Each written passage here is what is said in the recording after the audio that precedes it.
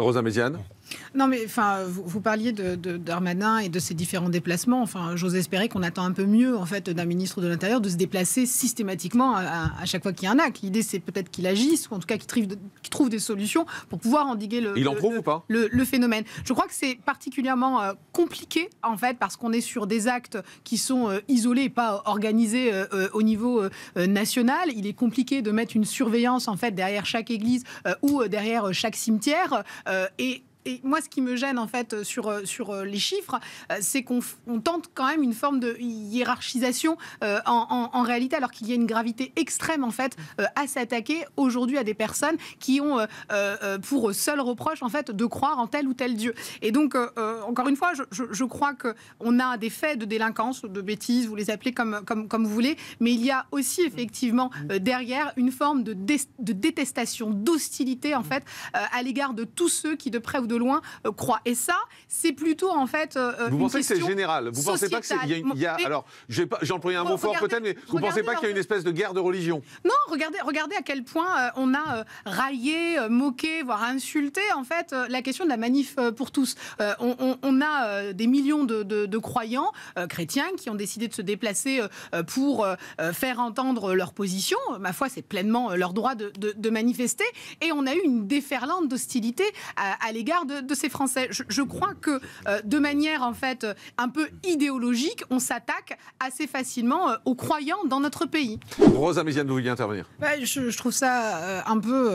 alors c'est peut-être aussi un peu le jeu médiatique, mais on va parler de guerre de religion qui n'existe pas, mais comme si on était presque là à essayer... Il n'y a pas une religion contre une autre? Non, ça n'existe pas. J'ai le sentiment que vous essayez peut-être de la créer. Là. Moi, elle n'existe pas. C'est moi qui crée les violences, c'est moi qui crée les attaques contre les églises.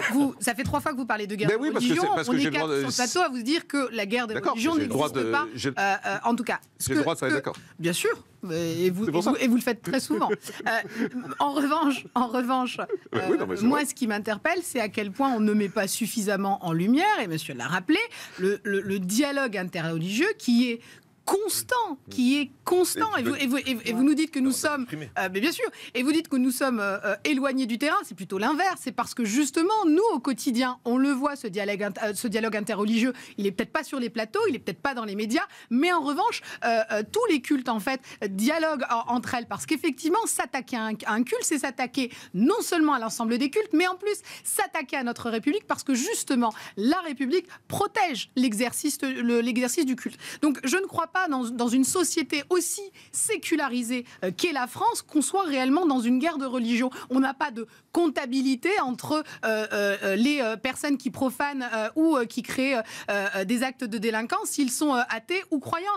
On est là sur du blabla en réalité, parce qu'on a encore du mal à mesurer le phénomène. Elle est là, la réalité. Alors, je ne suis pas d'accord, c'est pas du blabla. Vous avez le droit d'être pas d'accord. Je suis désolé, madame. On est tous là pour ça, hein, on est tous là pour pas être d'accord en même temps. Si on est avec des personnes d'accord, il y a pas de plateau. Les catholiques qui sont assassinés dans des églises, c'est un phénomène récent. Bien sûr. Je suis désolé. C'est ce que je disais tout à l'heure, effectivement.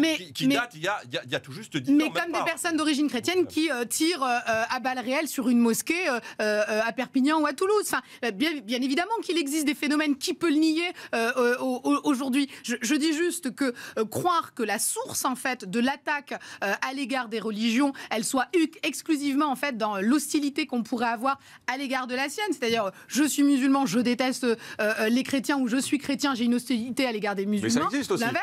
Ça existe aussi, on peut pas le nier. Mais je ne crois pas que ce soit la source, en réalité, en fait, de cette détestation. Je crois que c'est un phénomène sociétal. Aujourd'hui, on tend à faire disparaître, en fait, tout croyant dans l'espace public, et que cette hostilité, elle s'exprime constamment. Moi, d'accord, c'est pas les gens qui expriment une critique vis-à-vis de la religion qui sont aujourd'hui ceux qui vont commettre des attentats devant des mosquées ou qui vont commettre des attentats dans des églises. Tout à l'heure, vous tentez de nous faire croire que ce qui pose problème, c'est la critique des religions. Mais aujourd'hui, dans notre société, et Dieu merci, si je puis dire, on critique allègrement, en fait, les cultes. C'est pas le problème. Mais s'attaquer, en fait, On voit Mila qui a essayé de critiquer. On voit ce qui s'est passé pour Mila. Donc ça se fait pas allègrement et de la même façon pour tous les cultes. Je vous ai donné l'exemple tout à l'heure de la manif pour tous. On pourrait dire exactement sur la question de l'islam. Enfin, nul ne peut nier le nombre d'articles, de bouquins. Honnêtement, c'est plus simple de critiquer la religion catholique que de critiquer l'islam aujourd'hui. Mais moi, on va dire les choses. Mais c'est faux. Mais c'est faux. Combien de livres sur l'islam? Combien d'émissions sur l'islam? Combien de reportages sur l'islam? Qui peut croire en France qu'on n'a pas le droit de critiquer cette religion? C'est complètement faux. J'ai pas dit qu'on ne pouvait pas. J'ai dit que c'est pour le coup.